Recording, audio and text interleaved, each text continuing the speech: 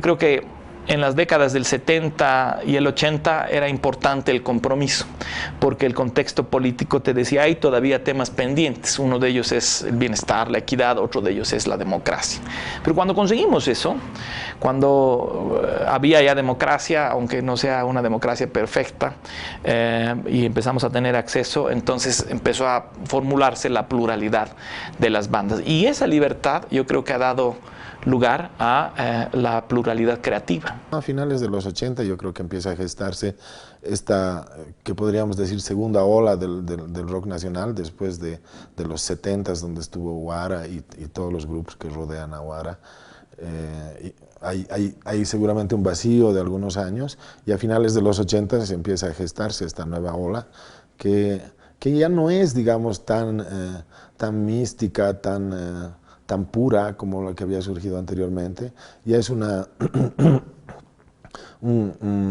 tendencia que empieza a explorar en otras cosas. Martín Jofré, el Rodo Ortiz, Juan Pablo Jofré y yo. Esa es la formación, digamos, pero pasó mucha gente por ahí. Pero esa es la formación, digamos, más seria, porque es la con la que ensayábamos mucho, con la que dimos muchas tocadas, sobre todo discos de Metallica, que nos gustaban mucho.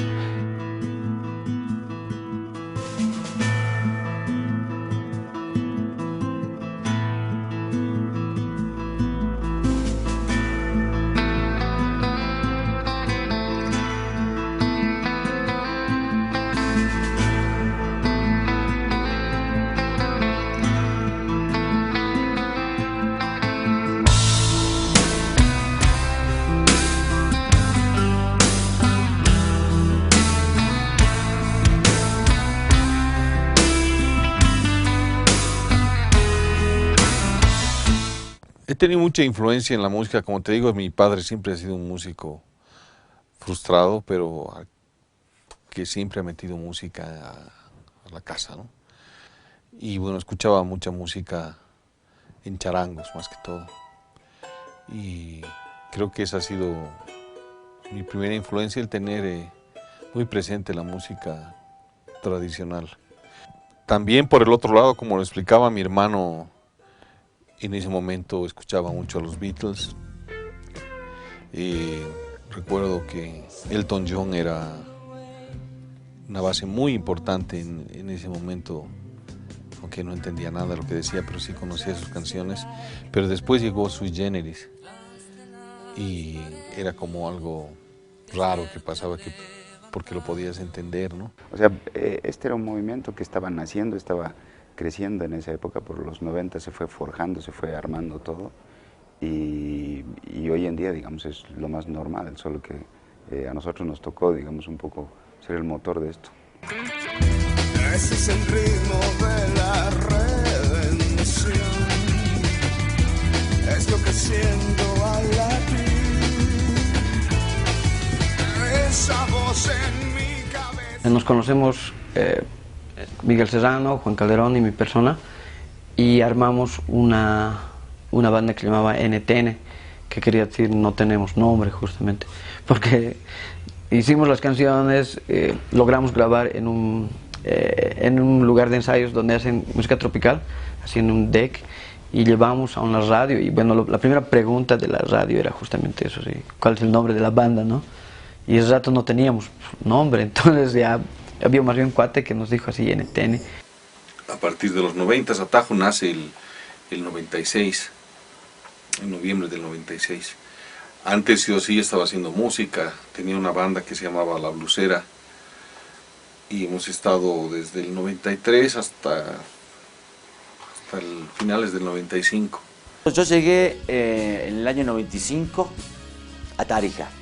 Entonces nosotros estuvimos con Pateando al Perro desde mediados de año, digamos desde agosto del 95 hasta diciembre del 95 en Tarija, y ahí ya emigramos a La Paz, ¿no es cierto?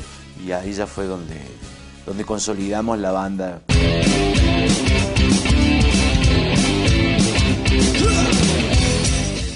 Sacrilegio toca por primera vez en un festival de música en Santa Cruz, Festival Nacional de Rock, en el Mau Mau fue. No debuta en Cochabamba, sino debutamos en Santa Cruz, y eso no llegamos porque hablamos con alguna banda y hicimos un intercambio, sino fue un Festival Nacional de Rock y lanzaron la convocatoria aquel entonces por Canal 7, que era el único canal que tenía alcance nacional. Con Nico hemos empezado bien saliendo del colegio, ¿no? Entonces, obviamente teníamos todos influencias diferentes. A algunos les gustaba el metal, a otros les gustaba el pop, a otros les gustaba el rock un poco más clásico, había de todo. Y lo que sí había entre los músicos, sí había mucha apertura, ¿no? Todos éramos muy accesibles, hubo mucho intercambio de información, no era complicado. Bueno, nada, fue un experimento muy interesante entre tantos que hubo, ¿cierto? Y fue algo para empezar, yo lo veo como un principio, pero de ahí se vino y se vendrá mucho más. Yo todo lo hago muy lento en mi vida, muy extremadamente lento, entonces pienso que todavía lo mejor está por venir. Cuando comenzamos a tocar éramos bastante jóvenes, teníamos más o menos 14, 15 años. Era difícil ir a algún boliche porque habían creo que dos, el Socavón, el Equinoccio y tal vez otro. Era muy difícil entrar a un lugar porque éramos menores de edad.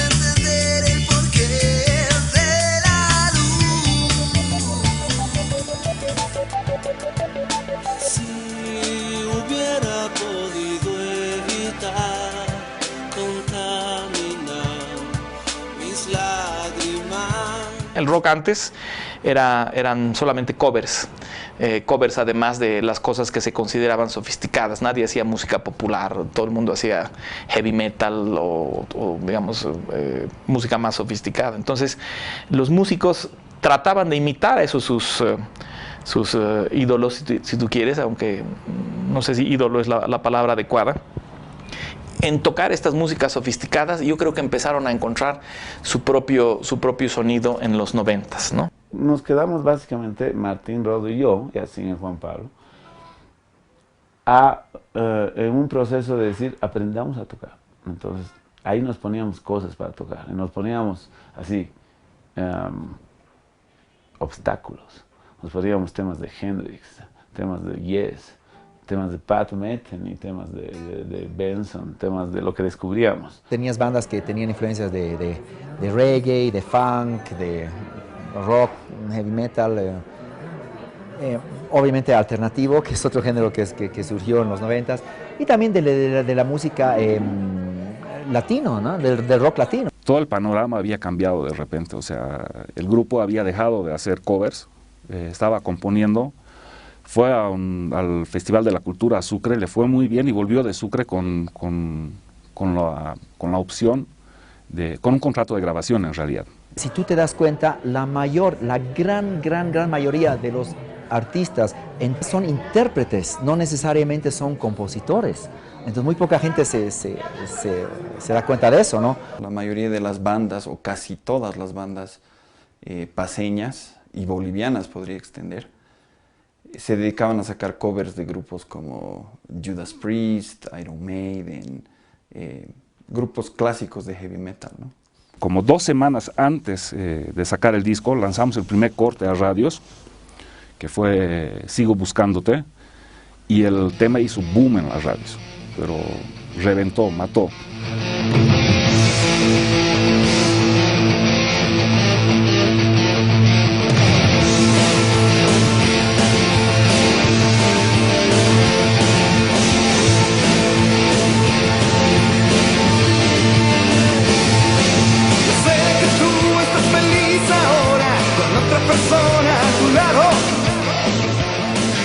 Jamás pensé que olvidarías tan pronto lo que viviste conmigo. Y te extraño como la tierra extraña la lluvia. Como un niño que se siente solo y sin padres, sin amor. Sigo buscándote. Yo soy muy muy admirador y siempre doy crédito a la gente que sabe escribir canciones que yo nunca lo he sabido hacer bien, entonces siento que todavía estoy dando mis primeros pasos. No éramos buenos músicos, no sabíamos sacar buenos covers, no, si queríamos sacar igualito, digamos, y era casi imposible. Entonces, eso y el hecho de que habían hartas canciones, realmente nos gustaban nuestras canciones, y nunca nos habíamos puesto a pensar si eran buenas o malas, ¿no? Solo sabíamos que eran canciones que se tenían que hacer escuchar. Grabamos el primer disco que se llama La Logia. Yo no sé cómo explicarte qué sucede hoy en mí y que al verme así distante tienes mil razones para odiarme. Una flor no se marchita si está impresa en tu alma y una herida no se borra al calor de 2 o 3 palabras. Y aunque diga lo que diga,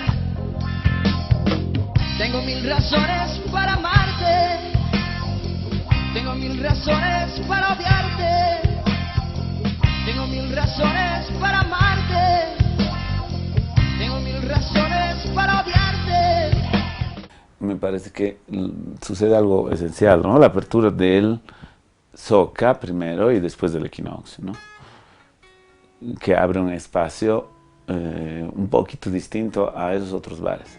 Y ahí debuta Lucas, armamos Lucas tocando en ese bar, que era tocar en bares.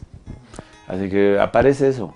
Y de ahí aparecen Coda 3, Diez Irae, Anada, de Cocha, Sacrilegio, de Santa Cruz ya no había trilogía, ¿no? Ya estaba Track, Dixie, y aparece toda una cosa de grupos. Ha habido un boomcito lindo, sí, ya en los 90, ¿no? En algún momento hemos logrado, Black Mass ha logrado entrar a pubs, lo que a nosotros nos parecía imposible porque el pub estaba dominado por los grupos, ¿no? De Diez Irae, ¿no? Que tocaban heavy metal, qué sé yo. Logramos entrar a la Luna, tocamos en la Luna, organizábamos conciertos, ya un poco se flexibilizó. Para mí personalmente ha habido tres lugares que han sido, o 3 bares o pubs, como lo quieras llamar, que han sido la cuna de la música en los 90, que son muy, muy importantes, que he visto en muchos trabajos que se ha hecho sobre la música y siempre le tiran las flores al socavón. El socavón ha sido sí, muy importante, pero un poco antes de esto estaba la Luna. La Luna también ha sido cuna de muchas bandas. Atajo ha nacido en la Luna, así como también ha nacido en el Metrópolis, que ha sido el antro, el lugar oscuro que nadie ha querido hablar de eso, pero... Y es verdad, sí, un lugar donde corrían drogas, corría todo, ese era el infierno.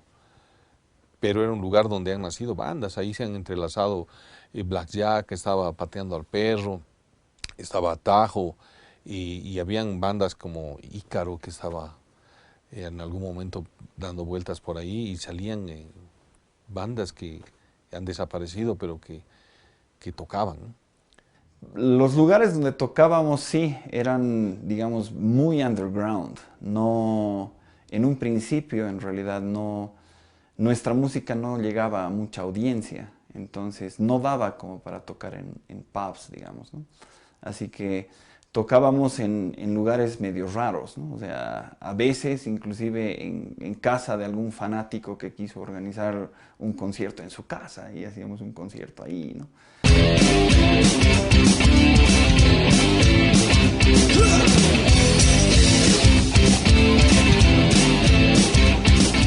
De esta manera es que hicimos primero un trabajo con Diez Irae, luego hicimos el trabajo con Lucas, vino Coda 3, lo que ahora es Octavia, vino Atajo. Cuando yo empezaba en el 98, mi primer disco en Discolandia era imposible, ni siquiera me imaginaba que algún día iba a poder hacer esto.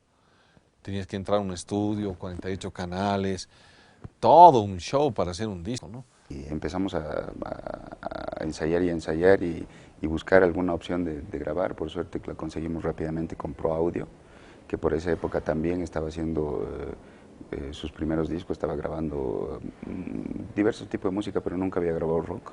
Así que fuimos el primer proyecto de Pro Audio. Para la presentación del disco estábamos pensando, nosotros estábamos barajando diferentes lugares para presentar el disco, y la disquera se contactó con un productor de eventos que hoy en día es un personaje muy activo en la televisión, Javier Encinas, y él agarra y dice: oye, están pensando en lugares pequeños, el tema suena en las radios, hagámoslo en el estadio.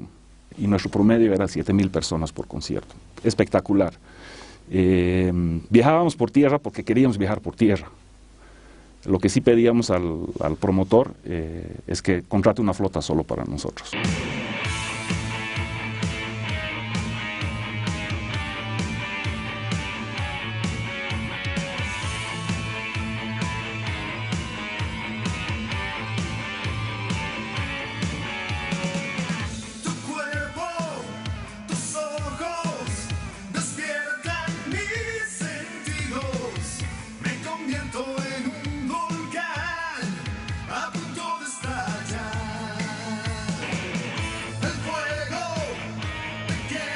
Eran 6 grupos que, o sea, la gente los escuchaba, cosa de que realmente no podíamos creer, porque empezaron a tener aceptación, y de esa manera es que fuimos así ya viendo la posibilidad de grabar nuevos grupos. Y llegado un momento, llegó la posibilidad de grabar un disco el año 96 con Raga aquí, justamente después del show, si no me equivoco, era Rock en Primavera o Rock and Ball. No estoy seguro, pero fue el año 96 a principios o a finales del 95. Vino Juan Carlos Gutiérrez, el productor de Discolandia, y nos propuso hacer un disco, porque habíamos ganado justamente ese festival.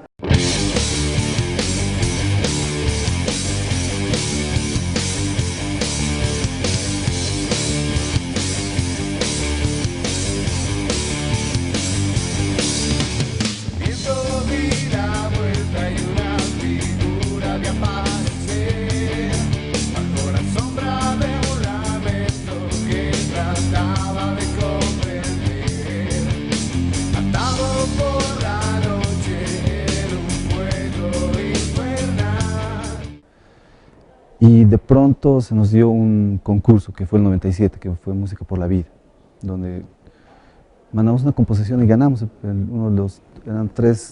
Solo habían 3 ganadores en rock, entonces nosotros ganamos con una composición, y a partir de ahí ya empezamos a preocuparnos más en componer, en querer sacar un disco. O sea, fue muy importante ese momento. ¿No? Y los WAPs que acabas de mencionar eran pues como la versión más chiquito, ¿no? Porque ahí el Segadex era alumno del Rodo, el Peque tomaba clases con Martín, el Carlitos Olmos, ¿no? Era alumno del Grillo, el Tavo Ávila venía en algún momento, me acuerdo. ¿Cómo es? Así, los otros de mi banda, todos son alumnos de Lucas aquí. Yo soy el vocalista, no me puedes dar clases. Y yo le dije: ¿sabes qué? Yo no soy así, yo no tengo ni idea cómo darte clases así.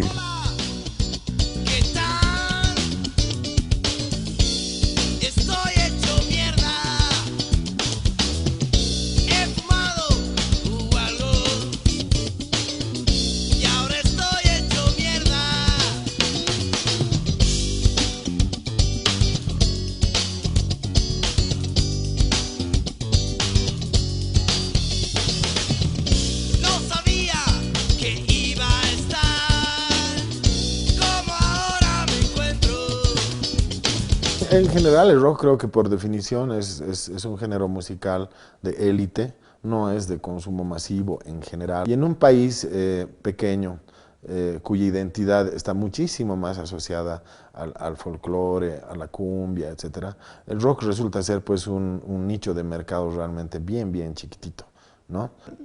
Sí, nuestra música era bastante escondida, por decirlo así.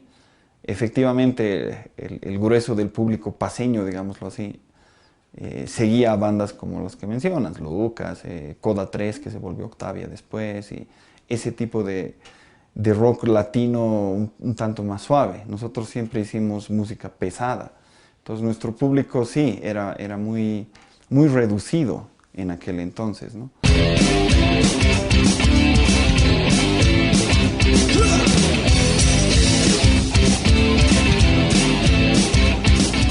Le daban mucha importancia a lo que es la cumbia, el ritmo tropical y también la música folclórica. No es por esta razón que era muy difícil para los grupos del rock, más que todo, tener cierta difusión de sus temas. No, pero gracias a Dios se vino lo que es la frecuencia modular, la FM, y de esa manera ya de alguna forma se pudo introducir a los mejores grupos de acá para que llegado el momento ya la gente pueda escucharlos. Tú tienes en países vecinos y más en países europeos o en países del norte, cantidades tan extravagantes, tan impresionantes, o sea, tienes muchos más habitantes y de esos un porcentaje mucho mayor va a conciertos de rock, entonces ya económicamente ya hay un sustento, ¿te das cuenta? Que uno que van y dos que compran los discos, compran los trabajos y eso, todo se mueve también por la economía, ¿no? Hay que pensar mucho en eso y acá en nuestro medio no, todavía es un país donde el rock es uno de los géneros menos escuchados, lamentablemente. No, se hicieron así una cosa de 5 o 6 producciones más, venían del interior a grabar el caso de Yahua, también el caso de Maldita Jaqueca, que es el primer disco de Discolandia, y producciones bastante interesantes porque realmente el hecho de que no vivan acá y el hecho de que sea otra influencia la que tenían hacen de que estos grupos, por ejemplo, vengan con propuestas totalmente diferentes. Hace siempre que no estoy, hace tiempo miro el sol, hace más perdí la voz. Y hoy no creo en el ayer, ya no entiendo que no estés, me acabé soñándote. Yo sé que nada será igual.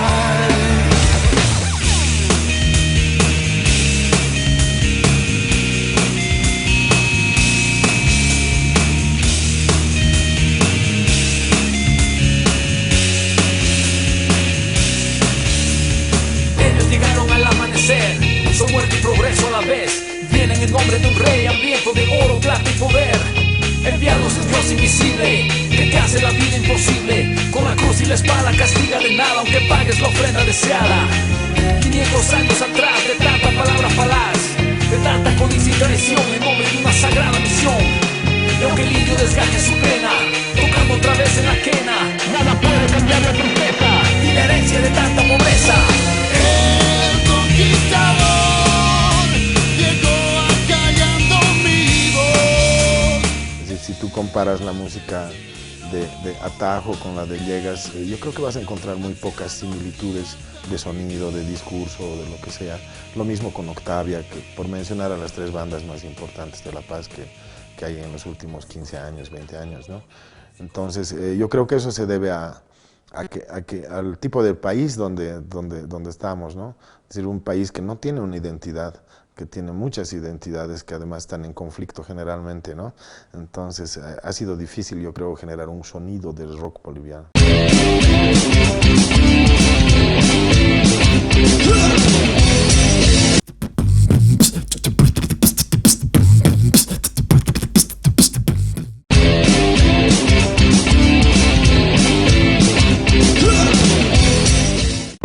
Así que yo creo que los músicos más relevantes de la década de los 90, los Lucas, los Octavia, se han inspirado en Trueno Azul, se han inspirado en Stratus, se han inspirado en Luz de América. Porque yo los veía en los conciertos que se hacían en la Feria Internacional, que era la parte de atrás de las Cholas. Ahí se hacían los conciertos que íbamos pocas personas, pero para nosotros era toda una aventura ver cómo se armaban los escenarios, cómo se armaban los equipos. Y ahí los veías al Omar González, al Ricardo Sasaki, al Grillo Villegas, al Martín Jofré. Habían las bandas de los grandes, que era una era Stratus, bueno, Luz de América, esas cosas, ¿no? Que todavía Luz de América tocaba en sitios. Había de Santa Cruz lo de trilogía y que sonaba mucho. De hecho, daba vueltas un cassette que ya tenía Lluvia Roja, el tema que después fue de track, digamos, ¿no? Pero era trilogía, o sea, los hermanos Vargas y los Antelo también. Fue un festival que hicieron en Alto Ilpavi y mezclaron rock and roll con motocross, ¿no? Y estaban ahí bandas así muy importantes, estaba Collage, estaba Luz de América, una bandota en esa época que era puntera, digamos, entre las mejores. Y ahí tuve la oportunidad de conocerlo a Javier Saldías, que yo lo miraba pues así como un gigante, así que wow, ¿no?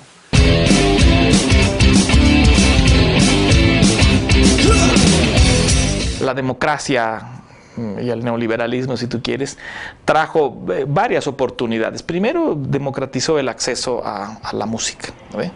Y cuando digo democratizó el acceso a la música, digo democratizó el acceso a los instrumentos.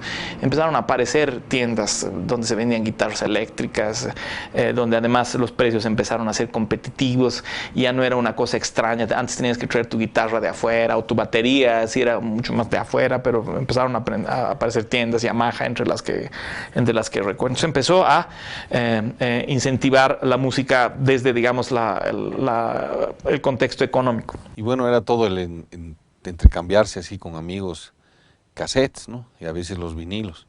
Entonces, tengo el último de Iron Maiden, cópiamelo. Yo tengo este de Scorpions, ¿no? Que es un doble.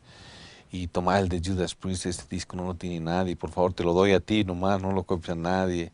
Teníamos nosotros un grupo de thrashers, digamos, ¿no? Así, y había mucho intercambio de discos, de música, ¿no? O sea, nos prestábamos discos, los grabábamos, luego intercambiábamos con otra persona el cassette, ¿no? Era un intercambio. Había gente que grababa específicamente cassettes para vender, que te lo ponía atrás los títulos, la duración, qué año se había grabado, y hay otra gente que de las revistas cortaba y se inventaba tapitas, ¿no?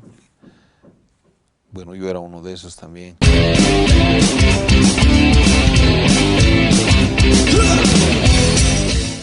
Aparece un franchute, profesor del Franco, que decide hacer festivales otra vez que se habían perdido.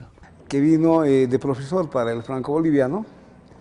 Y al ver los discos que ya se habían producido en Discolandia, viene y me dice, ¿por qué no hacemos un Rock Ball Tour? Vio el lugar, vio la oportunidad, vio la necesidad también de organizar uno de estos festivales, y junto a las bandas, eran bandas que por un lado iban de concurso a tratar de ganar un premio, el premio era grabar un disco. Se fue a Discolandia, se sentó en una mesa y les dijo, oye, grabemos un disco a algún grupo al que ganen. Ya un simple, dijeron. Y fue alucinante poder experimentar todo esto, porque era la primera vez que se organizaba, bueno, la primera en mi conciencia, que se organizaba una gira de este tipo, ¿no? Que visitaba ciudad tras ciudad y nos trasladábamos en un bus que iba recorriendo todas las ciudades. Oruro, Cochabamba, Santa Cruz, y lo más lindo de esto ha sido conocerlos a los Coda 3, que eran en ese entonces, a los Lucas y a los Yesirae, y ver cómo rencillas que uno cree que tienen los grupos se superan al estar así en una cosa, en un minibús, en un bus, todos juntos, y ver cómo de a poco así, entre todos así van haciendo una especie de comunión, donde llegado el momento empezaron a comulgar todos, porque cuando llegamos a Cochabamba, ya no teníamos plata para ir a Santa Cruz, ¿no? Y hablamos con Felipe, le digo, hermano, ¿qué hacemos? O sea, vámonos a La Paz. O, caso contrario, hablar con los chicos para decirles, bueno, llegamos a Santa Cruz con este pan y esta lechipil, ¿no? Y llegamos, entonces fue o sea, una sorpresa muy linda de que todos digan, no jodas, vamos negro adelante y queremos ir a Santa Cruz. Y conocimos a los de Track y realmente nos abrieron las puertas de Santa Cruz, hicimos una presentación conjunta y se movieron en todo para que por lo menos así podamos tener para nuestra vuelta.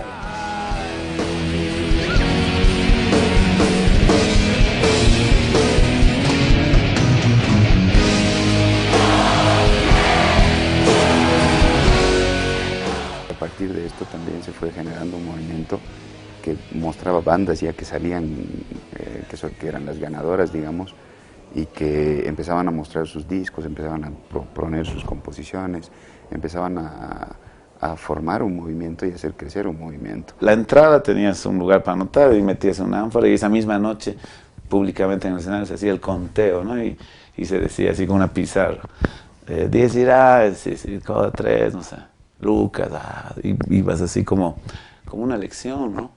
Era bueno, porque habían los nervios, todo así. Y ganamos el simple, que yo tenía temas, pero cuando ya lo escucharon, nos movieron en días a que les gustó eso a los Discolandias y que sea un long play, un vinilo. Y nos avisan en días, así que en 6 días armamos los otros temas y grabamos el grande, el primero de Lucas. Aquí en Sucre el pedo racial siempre así es bien jodido, o sea, la carga étnica así bien jodida. Entonces, ¿qué me duele, digamos? Así me acuerdo, pedos y sí, pues es que me digan indio. O sea, reconocer que soy un indio, ¿no? Entonces vas siempre al espejo así, y te encuentras. Creo que a partir de poder ver un poquito lo que estaba pasando en Bolivia, llega esto de verse adentro, ¿no? Lo que te decía antes, de ver lo que pasa, no solo, digamos, con las comunidades afro, sino las comunidades aymaras, guaraníes y quechuas, ¿no? Y mi acercamiento a las comunidades afros ha sido a partir de mi amigo Pulga, y es por eso que le escribí una canción a Pulga en el ritmo de Saya. Compromiso, todo bien, Pulga presidente, Pulga presidente, Pulga presidente, todo bien, todo bien.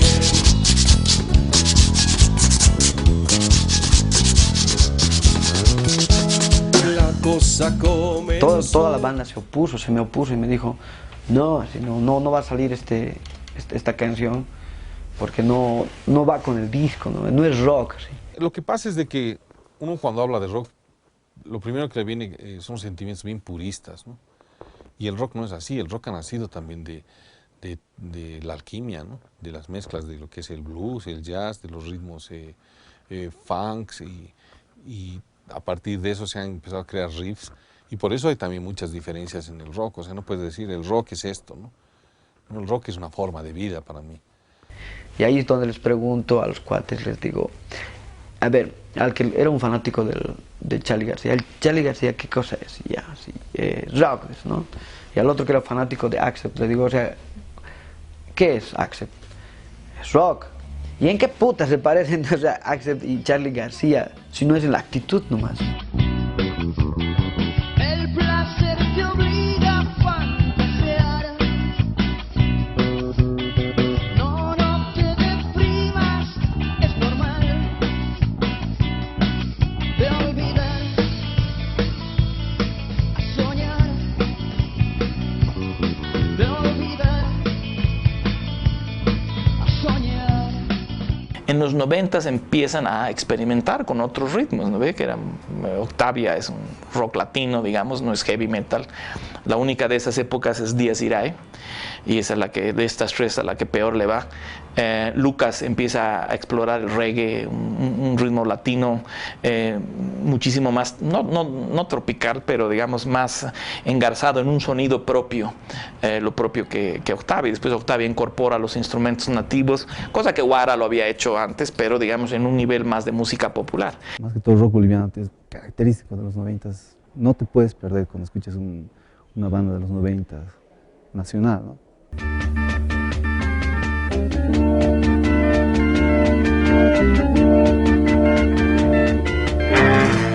O sea, no por nada, digamos, nosotros vamos y tocamos así, o sea, el San Juanito, ¿no? O sea, porque es una cuestión para mí integral y total de la sociedad. O sea, no ha sido de que nosotros, digamos, nada, sino que es algo que vas sintiendo, pero de forma societal, así en general, algo te está empujando a hacer eso. Y no por nada, digamos, aparece Atajo y empieza a tocar también así canciones andinos, o sea, con nativas, cosas así, ¿no? No por nada, a los pocos años aparece con su Morena del Grillo Villagas, ¿no?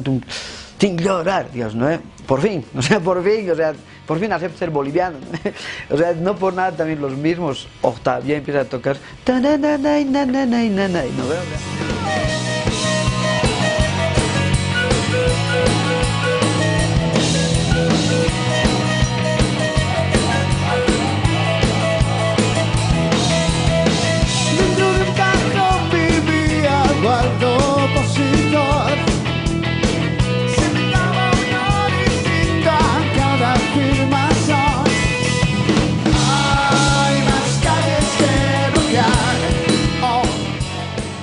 Ha habido un periodo en el que hemos hecho casi un sonido propio de Coda 3 y luego le hemos incluido instrumentos nativos por un giro y una vuelta que queríamos dar y probar también, ¿no? Con una necesidad de incluirle la realidad que vivimos, de constantes mezclas y de constante mestizaje y adaptación de cosas, ¿no? Y yo creo que las grandes virtudes que han tenido particularmente estos dos grupos es que por las experiencias que tenían en el pasado han tratado de buscar un sonido propio, que también tenía sus influencias con lo que estaba pasando, digamos, en el mundo. El movimiento grunge es interesante, porque ya te dice, Dios no existe, ¿no? O sea, hasta los 80 te hacían asustar con el diablo, ¿no? Ves los rockeros así, así. Dicen, va a haber, o sea, el diablo te va a llevar, o no, si me miras, si chupas, que es que lo otro, ¿no? Así, o si no, Dios te está oprimiendo, vente hacia el diablo, es cosas así, ¿no? Y de repente pasan los grunge, en la época de los 90, dicen, Dios no existe, mentira, y si no existe Dios, tampoco existe el diablo. Entonces quedas así como una desesperanza, así solito el hombre en el mundo, sin saber para qué puta está aquí, ¿no? Así.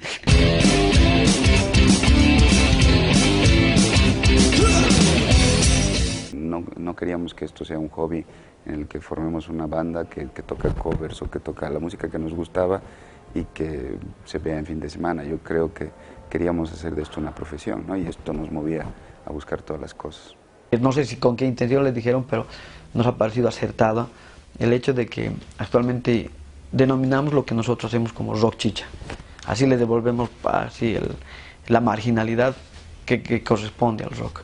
Hemos tratado de llegar a un punto, un equilibrio, digamos, entre todos, que no se vaya tanto al pop, ni tampoco una propuesta muy dura, digamos, ¿no? Algo que puedas escuchar en la radio, que puedas, que sea agradable, digamos, tranquilo, pero tampoco muy suave, ¿no? Creo en mi camino, más que en mi destino. Creo en los cambios y todo sigue igual. Creo que el orgullo es hoja de dos filos. Creo en las heridas que pueden enseñar. No había muchos grupos que toquen música original y eso es lo que más nos llamaba la atención a nosotros. Nosotros habíamos presentado, ya habíamos grabado nuestro primer disco y queríamos presentarlo y tocarlo en algún boliche, pero queríamos que nuestra música se escuche en la radio, que era otro de los lugares inaccesibles. Igual que el viento. Eso. Sueles encontrar la chispa que enciende el volcán y te vas sin estar. Lucas llenó de hits. En la casa tenía 10, 11 temas, no me acuerdo. Los 10 temas eran en las radios. Los 10 temas fueron números uno tras otro. Me parece que los colegios y los chicos lo agarraron así, se agarraron de Lucas de una manera inexplicable. Todos, pero o la baladita, ¿no? O los más reggaes, ¿no? O si no, había todo,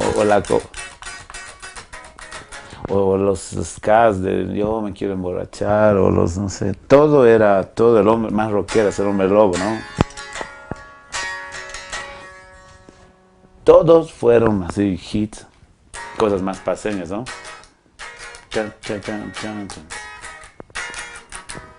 El sonido de Lucas.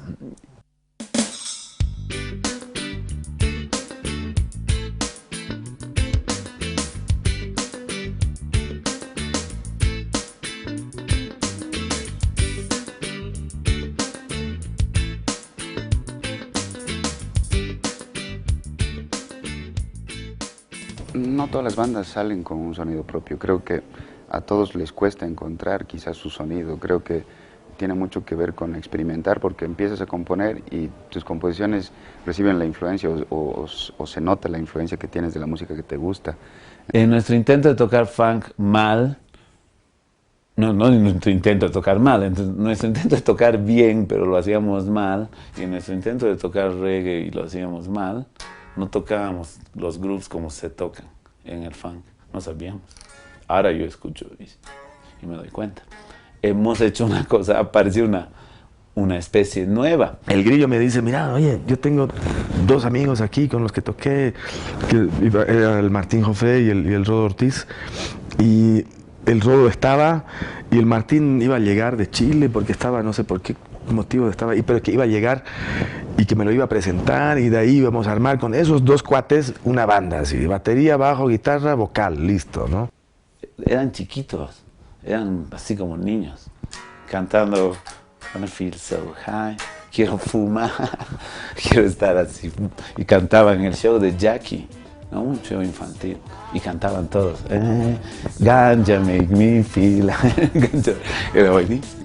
Ganja make me feel irate. Ganja make me feel irate.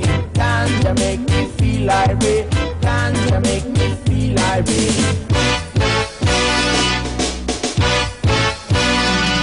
Las cosas salían bien y nos llamaban para tocar por todas partes y bueno, salimos con el primer disco, se filmó video con el Marcos Loaiza, Escrúpula, o sea, todo era como muy, todo fluía así, lo que se hacía, nuevos temas, que no sé qué. Vino Maná con su super disco, ¿Dónde jugarán los niños? Con su super disco a su gira, y cometieron el errorcito de poner a Lucas de telonero en la gira. Y casi le rompemos el show porque tocamos antes y la gente se volvió loca, y Maná venía después y la gente se quedó en el Tahuichi, en Sucre, en Cochabamba, en el estadio, acá en el Teatro del Libre. La gente se quedó con Lucas y las banderas bolivianas. La gente fue a ver a Lucas romperles a los mexicanos. De hecho, y lo digo, de hecho los mexicanos, Jofré, los demás tienen que acordar, todos, nos tuvieron que bajar del escenario cortándonos la luz. Nos cortaron la corriente en media canción y ya me acuerdo el manager nos bajó para que entre Maná. Era grande. Llegó un momento en Lucas que de verdad casi no podíamos salir a la calle y que metíamos 10.000 personas para arriba, pero fácil, en cualquier ciudad. Entonces nos esperaban en los canales de televisión. Se jodía el tráfico porque íbamos a llegar. Íbamos a Cochabamba o a Santa Cruz y se paraba el centro, así que no, era una locura, se paraba así, la policía tenía que venir, o no podíamos salir de una radio. En los aeropuertos esperaban un montón de gente así con trapos, y en las puertas de los hoteles no podíamos salir, pero no podíamos salir. O sea, venía la policía a abrir una cosa para entrar a unos autos y que nos lleve así en la cana, ¿no? Cuando fui a una de estas convenciones de Warner en México, la gente se interesó por la producción de Lucas. Ellos querían producirlo esto, y cuando yo llegué acá les comenté y demás, pero ya estaban en peleas difíciles de conciliarlos, pero se perdió la gran oportunidad de que los grupos sean conocidos afuera, ¿no? Porque estaban las puertas abiertas, ¿no? Gracias a este fenómeno, Lucas. Me dio como un ataque de nostalgia, creo, así en algún momento. O sea, motivo mío por el que me salí. O sea, porque cuando se estaban por abrir las puertas, incluso para ir con la banda a México, había una propuesta de ir y producir el siguiente disco y todo. Se va Kraus, eso hay mucha gente que no sabe, ya por disputes. Nos quedamos en trío, pero no meses, nos quedamos en trío con éxito, tocando en estadios. De hecho hay un disco que sin permiso nos lo editan, porque suena horrible, que no está el Kraus, que estamos solo los tres, el en vivo, se llama En Vivo, exacto, y ese es el teatro al aire libre, ¿no? No es un lugar de 1000 personas, es una cosa grandota. Y eso lo hacemos en todo el país. De hecho, el final de Lucas ya es en trío, digamos, ¿no? Kraus ya se había ido, el final de Lucas es en diciembre, Kraus se había ido en febrero a Alemania.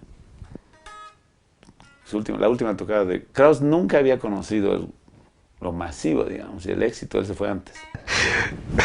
Simplemente fui un boludo, así, ¿no? Fui un boludo. Cometí un gran error allí de irme, ¿no? Diciembre del 94 es la última tocada de Lucas que cuento, con la pelea que acaba con policía en el hotel de Sucre. De hecho, nos separamos cuando había una propuesta muy seria de Warner de México, de irnos a México a grabar de nuevo la casa y hacer una carrera ahí, pero ya no.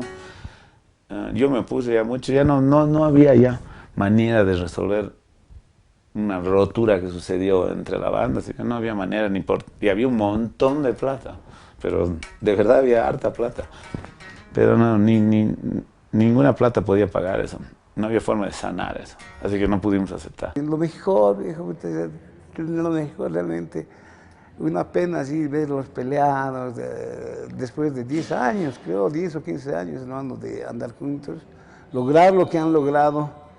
Tenerse un poquito de paciencia no les costaba nada porque realmente hubieran estado en otro lugar.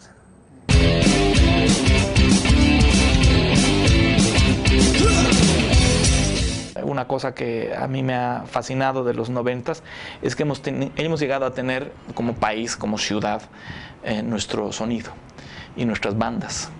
Por eso cuando hay el reunion de los Lucas, ¿no? Que es como los reunions de los Beatles, cuando se juntan después de que se han peleado, los escenarios se llenan.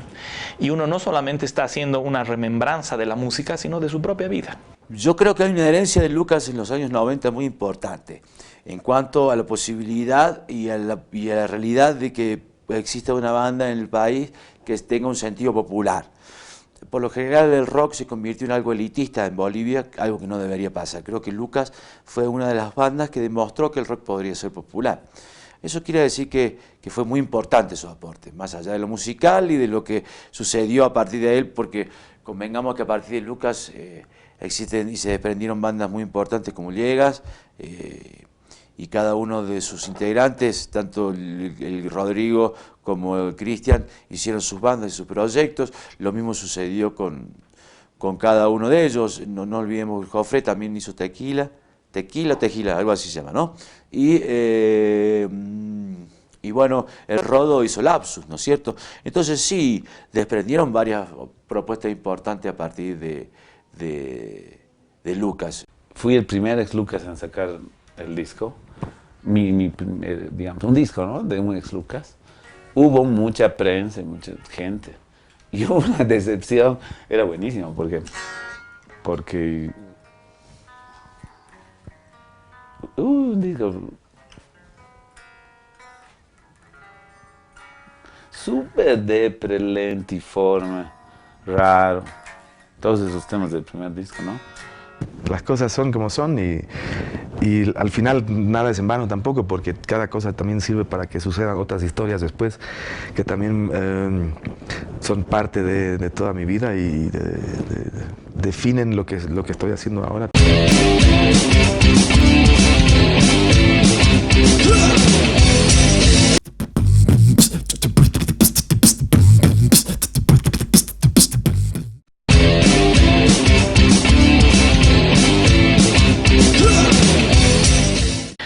Los 90s además son el escenario en el que se empieza a producir la interconexión global de una manera mucho más dramática, ¿no es verdad? No solamente tenemos acceso a más instrumentos, a más pluralidad, sino acceso a más información y acceso a más música para escuchar. Hay más radioemisoras, hay más televisión, MTV, ACB, aparecen más canales de televisión, cables, y empezamos a escuchar otros ritmos. Entonces podemos alimentar de todos estos otros insumos a un sonido propio. Los lugares de expendio de discos originales te daban esa posibilidad, ¿no? O sea, te dicen, costaba, por decirte, unos 100 bolivianos un vinilo, un original. pero te vendo el cassette en 15 bolivianos, te lo he grabado, ¿no? Así te lo ponen los titulitos y todo eso. Entonces, la piratería empieza a funcionar bastante bien para nosotros, porque la verdad es que si no hubiera piratas, yo creo que nunca hubiéramos podido ni conocer ni la cuarta parte de música que conocemos, y por tanto no hubiéramos podido hacer la música que hacemos, ¿no? Cuando ya llegó el CD ya comenzamos a comprarnos, a buscar, a tratar de grabarnos algo de música. Generalmente lo que se escuchaba era Coda 3, Lucas, bueno, en esa época estaba Nada, Dieseray, bueno, y el rock nacional se estaba comenzando a crear un movimiento, se estaba volviendo en algo masivo.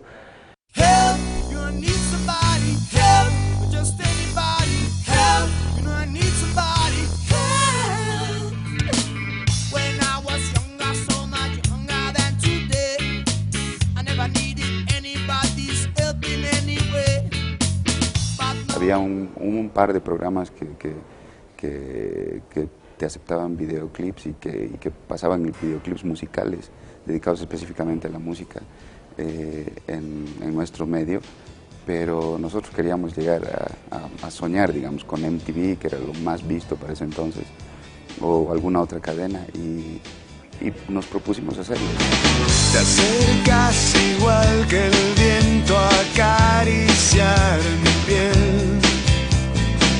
Sueles encontrar la chispa que enciende el volcán. Y te vas y no estás. Yo sé que nadie te atará. Juegas con mis sentimientos, dices que es amor. El tema Después de ti fue el primero en transmitirse de un grupo boliviano en MTV, y nosotros no hicimos ninguna gestión extra, ¿no? O sea, sabíamos que posiblemente podía ahogarse en el fondo del depósito de la gente que envía sus videos. Eso es importante en los 90. Aparecen, creo que 3 empresas multinacionales de música, ¿no? Aparece Sony, aparece BMG, aparece Warner, como sellos, como oficinas en Bolivia. Eso era importante. Obviamente me aparecen acá para meter sus mamadas, ¿no? sus cosas mexicanas y cosas que había. Y nuestras ventas, te cuento acá, más que todo de lo que es artistas, así como Maná, Café Tacuba, llegaban pues a las 5.000 unidades para lanzar el disco, ¿no? Era una preventa que no tenían los otros países. Bueno, en realidad podría ser una oportunidad para tal vez bandas, no sé, pues más comerciales, podría decirlo así, ¿no? En nuestro caso en particular, quizá no hubiéramos podido llegar a tanto, justamente otra vez, ¿no? Por el tipo de música. El tipo de música, el thrash metal, en ese entonces era para un público muy selecto, muy pequeño, digamos, entonces no hubiéramos llamado la atención. Es una gran oportunidad, o sea, todo el mercado musical ha crecido en los 90 y ha sido una gran oportunidad para los grupos. De repente los primeros que hemos estado en esto no hemos logrado aprovecharlo porque éramos demasiado jóvenes e inocentes en el tema, pero sí han venido después otros grupos que lo han aprovechado, ¿no? El caso Azul Azul, por decirte, ¿no? Sensual, un movimiento sensual, sensual, un movimiento muy sexy, sexy, un movimiento muy sexy, sexy. Y aquí se viene Azul Azul con este baile que es una bomba. Para bailar esto es una bomba, para gozar esto es una bomba, para menear esto es una bomba. Y las mujeres lo bailan así, así, así. Era la real oportunidad, pues venían a vender sus productos, pero estaba bien, porque eso venían. Todavía la gente compraba discos legales, me imagino, por eso estaban acá. Entonces habían tiendas, estaban las oficinas, entonces distribuían, iban a los programas de tele, habían más programas de tele que pasaban videos, metían sus videos, pero más bien rescataron gente de acá, y eso fue bueno. Teníamos en puerta un contrato con EMI Music, que en realidad EMI editó el primer disco de Sacrilegio en Chile con una subsidiaria de EMI que era Magic Records. Se editó el disco, se vendió y se vendió muy bien. El segundo disco teníamos que haberlo sacado ya con EMI. Estaba listo el contrato para firmarlo y ¿qué crees que pasó? Nos piñamos, nos peleamos y quedó en nada, ¿no? Pero lo bueno es que agarraron. De hecho, Octavia nace cuando yo aparezco, yo todavía salgo con Discolandia, con este Huye el Sol, con el primero de Llegas. Octavia ya aparece con Sony. Y había ese Sony, entonces lo llevo a ese Sony y ahí si Sony le gusta lo que se llama el Armaqueloide, que es mi segundo disco, y ya grabo para Sony. Mientras yo de la Goitia hago entonces este segundo disco, y este segundo disco es el que me abre otra vez, que ahí gustó mucho. Yo no te ofrecí repetir el viento, tu piel en mi piel, curiosa razón que atravesó mi alma. Para nosotros era alucinante. Fuimos comprendiendo que después las cosas no dependían tanto de Sony Bolivia y que la transnacional dependía más bien de otros países, pero igual te permitían trabajar un disco como nunca se ha trabajado aquí en Bolivia, ¿no? Grabamos 2 discos, los 2 discos los grabamos en Pro Audio. El primero fue una producción que lo hicimos con Sony Music Internacional. El primer disco se llama Disfrazados y el segundo disco de Pateando al Perro se llama Desmayo. Han puesto mucha plata, han producido varias bandas. Nosotros pertenecíamos a un sello nacional en esa época, que aún sigue. Pero esas veces yo recuerdo que sí invirtieron mucho, pero no les fue bien, porque por lo que te decía, en esa época grabar un disco el costo era alto. Querían ya todo hecho y muy bien trabajado, ¿no? No era fácil vender discos en Bolivia, nunca ha sido fácil, no es fácil hasta ahora. Y ellos viven de vender discos, ¿no? Pero cuando sale la piratería de 5.000, me acuerdo, el Amplague de Maná, que era algo que habíamos previsto por vender como 10.000 en lo que era su lanzamiento, no llegamos ni a 2.500. O sea, no duraron ni 3 años. La piratería los mató, no hubo un ente que regulara eso y se acabó el sueño del rock en Bolivia. Gracias a eso. Dijeron, bueno, aquí estamos perdidos, o sea, Juan Carlos, lo sentimos, hasta aquí nomás llegó, ¿no? O sea, que pues, así, me caí de la nube, toqué tierra, me dolió. Han venido aquí y se han dado cuenta que el trabajo era duro, que no es una cosa así tan fácil de venir, decir, bueno, somos Sony Music o BMG y vamos a hacer tiras aquí en Bolivia, vamos a vender en todo lado. Lo que le ha pasado a la McDonald's, exactamente. No puedes competir con los puestitos de hamburguesas de las esquinas.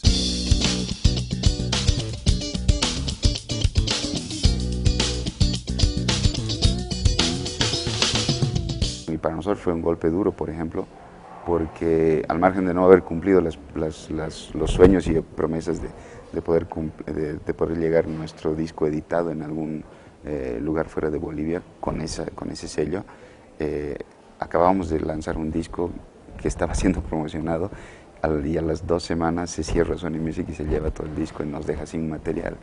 Y esto es una cosa que tuvimos que sortearla y tuvimos que pelear. Cuando ya estábamos queriendo llegar a La Paz, así, de empezar a movilizarnos, ya estábamos ganando un poco de billete, por lo menos para invertir en esas cosas, Sony Music se va, ¿no? de Bolivia. Es lamentable que haya ocurrido esto porque hubiera sido la gran oportunidad de que el rock nacional salga al exterior y sea escuchado en otras partes del mundo. Ese fue el factor clave que hizo que nosotros seamos amateurs en nuestro país, que no seamos profesionales.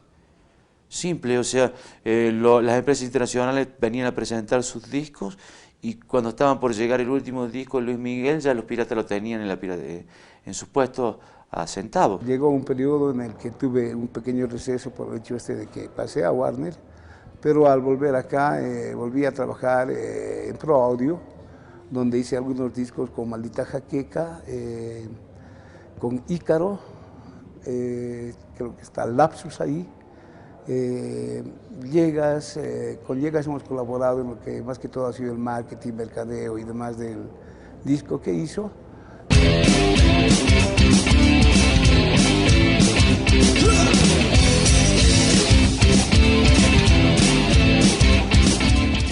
Es un suicidio darle a una banda nueva un viernes o un sábado en el boliche top del rock, donde la gente está esperando escuchar a las mejores bandas, ¿no es cierto?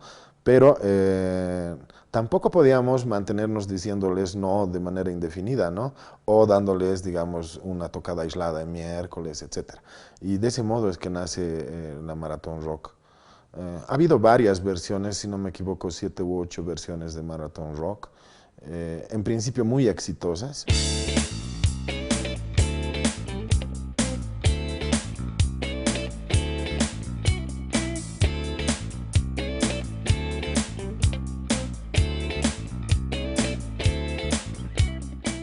Y de ahí han salido, bueno, grupos interesantísimos, ¿no? Quirquiña, Desaire, que yo creo que un poquito se han perdido en el tiempo luego, ¿no? Pero se demostró que la maratón de algo ha servido, es decir, se ha abierto espacio, y hay ahora más bandas, obviamente los Tocayos, Oz, no sé, hay varias bandas, Son Fusión, que han nacido en la maratón y que siguen vigentes.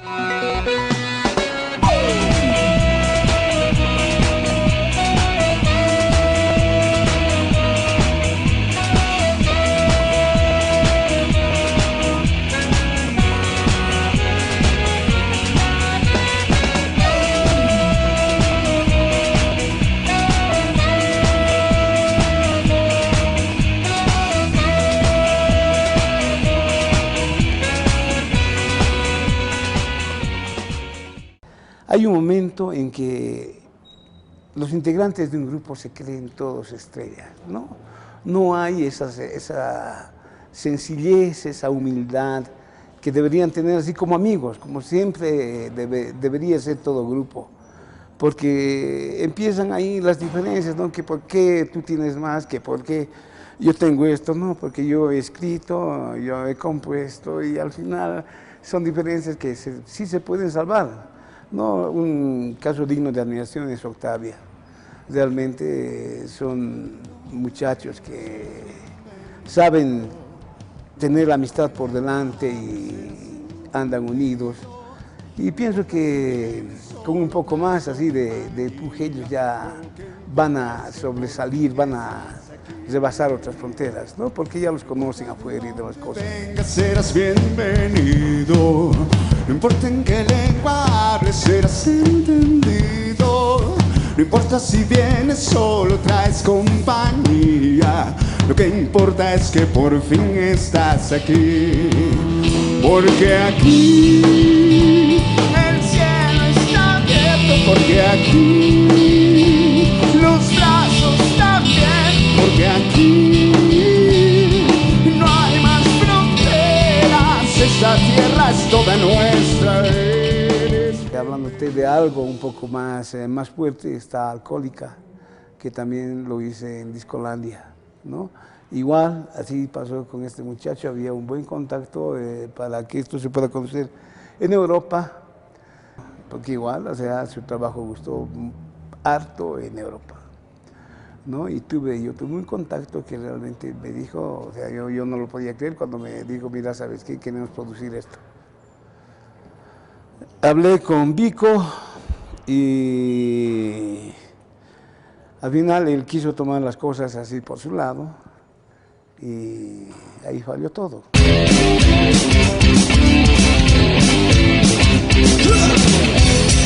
Ha sido la mejor época que hemos podido disfrutar, creo que no solamente nosotros como Sacrilegio, sino de la música boliviana en general, de la música rock boliviana en general.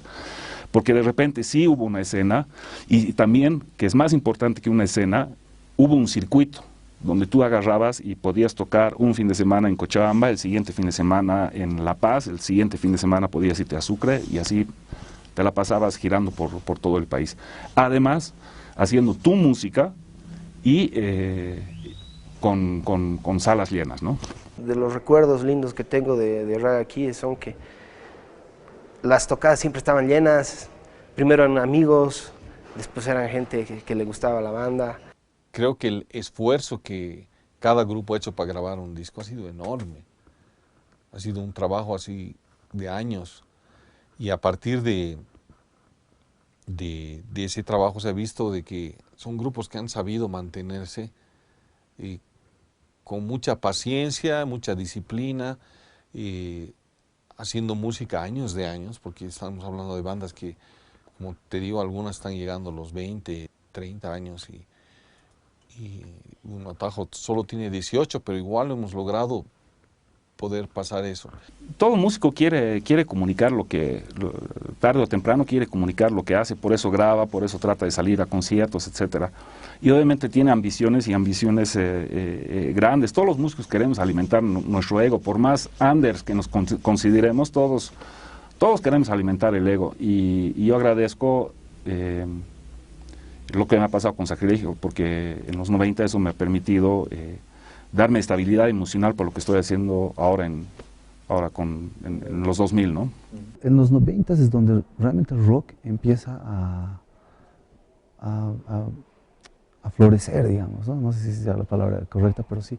En los 90 empieza a haber como un boom de bandas que quieren componer, que quieren grabar. Hay mucha inquietud, digamos, ¿no? Entonces, eso ha hecho que los 90 sea un año icónico, ¿no?, para el rock, porque han habido muchas bandas que han sacado discos, tenían hits en la radio, o sea, era un buen momento para el rock. Pero después, ahora no he sentido que eso se haya renovado, digamos, ¿no?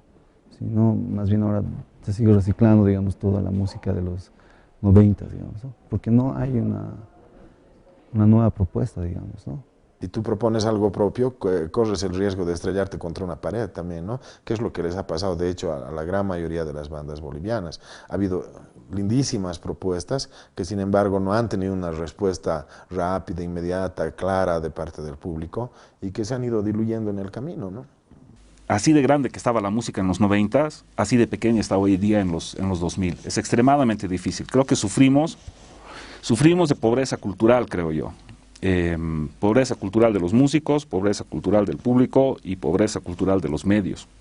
¿Y por qué digo pobreza cultural? Porque sucede un fenómeno muy lamentable en nuestro país, de que los grupos que coverean o que hacen tributos tienen mayor valor que los grupos que componen. Hoy en día tú compones y por más buena que sea tu música, es muy difícil imponer la música. La parte esencial de lo que es la música y el arte y la propuesta y del trabajo de cada día de un músico está olvidada, ¿no?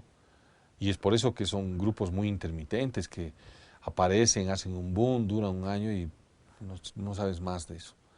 Y hay montonera de grupos que han estado en estos últimos tiempos y que no pueden surgir. Yo creo que no surgen porque creen que la cosa es así, chasquear y ya está todo hecho y no hay un trabajo. En ciertos momentos puedes estarte vos mismo cohibiendo de hacer buena música por prejuicios nomás, ¿no? O sea, por simplemente, no, si yo quería ser blanco, no. No creo que de eso trate el rock. Mucha gente dice un músico es para morir de hambre y demás, pero si realmente uno sabe trabajar y le pone empeño a lo que está creando o está haciendo, le puede ir muy bien. Ahí lo tienes a Rodrigo Villegas, los tienes a los Atajo, a los Octavia, que viven de eso, cosa de que, o sea, no creen algunas personas, ¿no?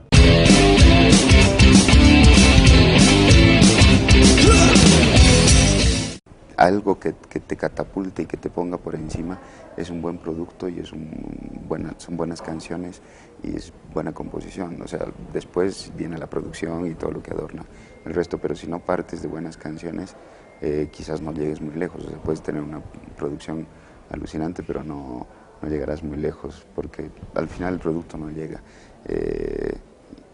Y creo que una buena canción sigue ganándole a cualquier producción o superproducción que pueda existir. Hay dos formas de hacer música, por ejemplo, ¿no? O sea, uno de hacer arte en general. Y aunque no crean, o estás de acuerdo con este sistema, con este mundo en el que vivimos actualmente, o no estás de acuerdo. Es simple, ¿no? O sea, dicen, y es una cuestión política para mí. Yo auguro realmente un gran boom todavía al rock nacional, porque existe ahora mucho talento, muchas más oportunidades de tocar en lugares, de ser conocido. Entonces, algo que no deberíamos preocuparnos, sino más bien tratar de apoyar y abrir la cabeza y tratar de escuchar más música. Sí, hay mucho futuro para la música boliviana. Hay muchísimas bandas nuevas del género rock en general, sin entrar en estilos, digamos, que están haciendo trabajos propios y están apareciendo más y más bandas, ¿no? Y los músicos son mejores y mejores cada vez. Tenemos una raíz, tenemos un de dónde agarrarnos para hacer más cosas, ¿no? Porque si eres algo que no tiene pasado, tampoco pues va a poder existir en este instante, ¿no? Hay un movimiento nuevo y creo que muy bueno, sobre todo porque es más versátil, de gente que hace producción propia. Versátil, ¿a qué me refiero? Que se está haciendo música en español, en inglés, en aymara, eso es fantástico. Rock, obviamente, ¿no? Lo cuidarás, lo regalas a la tierra que te adoptó. Lucharemos, gritaremos, amasu, amayu, llama, Yo no creo que la falta de trascendencia tenga que ver con la capacidad creativa de los grupos. No, yo soy bien optimista en esto. Yo creo que nuestro rock es de muy alta calidad. Es un sonido que, aunque pueda parecer reggae o rock argentino, tiene nuestra propia personalidad. Es nuestro, pero culturalmente es distinto y no tenemos la capacidad como país de transmitirlo. En ningún momento puedes tirarte en la cama, echarte ahí y decir yo soy un rockstar y todo venga a mí, no, tú tienes que ir a buscarlo, tienes que ganártelo con trabajo, con humildad y con sudar la camiseta. Yo lo que estoy esperando es que seguramente alguno de estos que estamos hablando, porque no creo que aparezca de la nada otro, pero ya dé el paso el grande, tiene que crearse un público ya más masivo, tiene que haber más tocadas, tiene que empezar a sacarnos, como nosotros lo hemos hecho. Cuando éramos jóvenes, hemos agarrado a los más grandes, hemos dicho gracias, no fuera, digamos, ¿no? Pero permiso, nos vamos a subir al escenario un cacho. Y está bien, eso es natural. Y eso estoy esperando que hagan conmigo y con Panchi y con los Octavia, que vengan más jóvenes, con chiquitas, adolescentes que chillen y chiquitos que les cuenten a su generación cosas, que les llenen de canciones nuevas, que les cuenten, porque es diferente. Yo ya no sé qué pasa en la cabeza de los jóvenes, pues yo ya no soy. Somos cuarentones ahora toditos.